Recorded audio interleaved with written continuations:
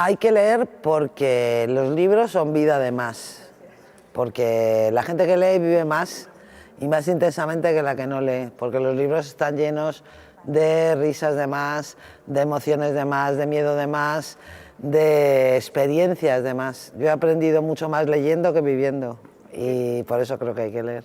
Sempre que parlen de per què hem de llegir, anem a tòpics que tenen una part de veritat, doncs perquè ens fan viure altres vides, doncs perquè ens fan millors, perquè llegir es fa més lliures, però jo crec que també hem de ser conscients de que llegir ens ajuda a decodificar la realitat, no? A distingir què és les coses que són veritat dels nombrosos fakes que ens trobem al llarg d'un dia en les xarxes socials, etc. També ens ajuda, en un entorn com aquest, ens ajuda a saber d'on venim, quina història hi ha darrere.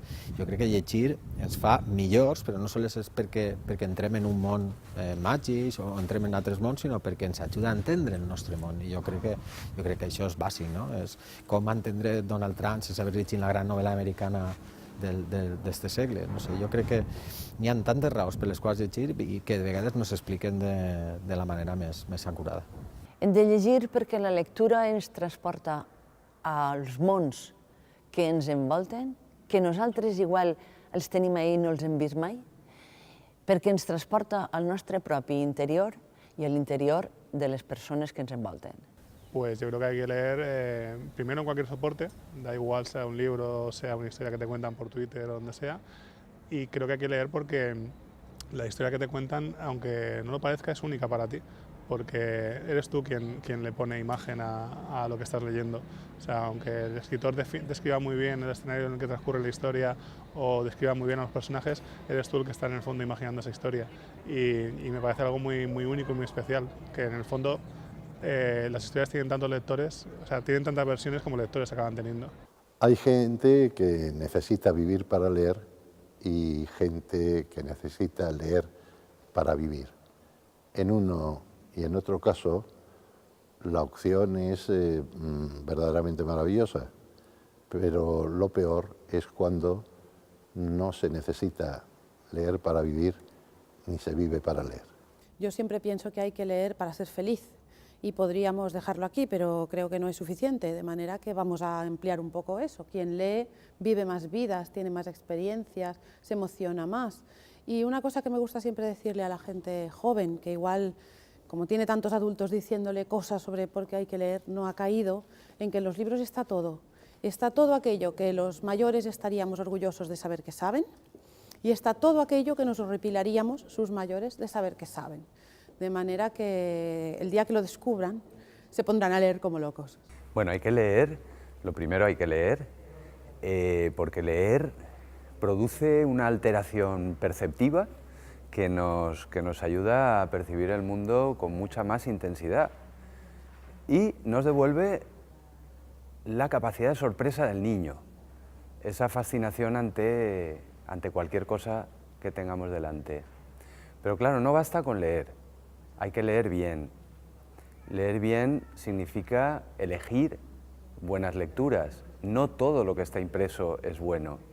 Y en ese sentido conviene elegir buenas lecturas tanto de los clásicos, que son insustituibles, como de los contemporáneos y establecer pues una especie de contrapunto o de tensión entre clásicos y contemporáneos. Pero también leer bien, no solo en el sentido de escoger bien las lecturas, sino en el sentido de detenerse, de fijar la atención y de dedicar el tiempo suficiente a cada texto. La poesía y la buena literatura no exige lectores, sino relectores. Lo que quiere es ser releída.